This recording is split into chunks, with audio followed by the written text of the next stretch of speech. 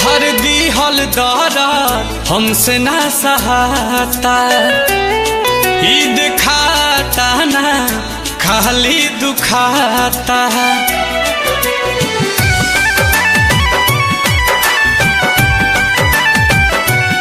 तोहर दिहल दर्द हमसे ना सहाता, ई दिखाता ना खाली दुखाता।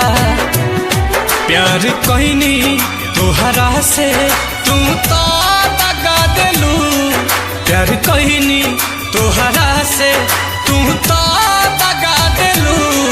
हम दिल लगनी तहरा से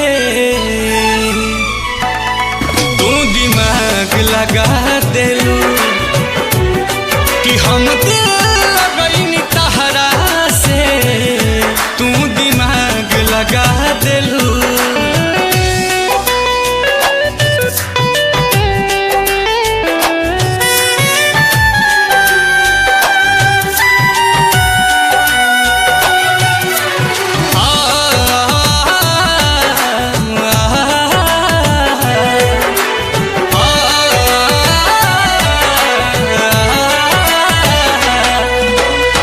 हद से ज्यादा तोहरा पा उम्मीद कहनी, तोहरा खातिर घर भर में जीद कहनी।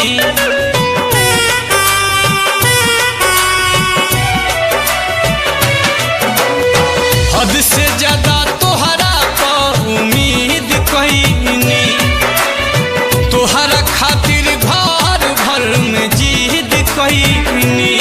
बिना गलती के जान तू तो सजा देलू, बिना गलती के जान तू तो सजा देलू। हम दिल लगनी तहरा से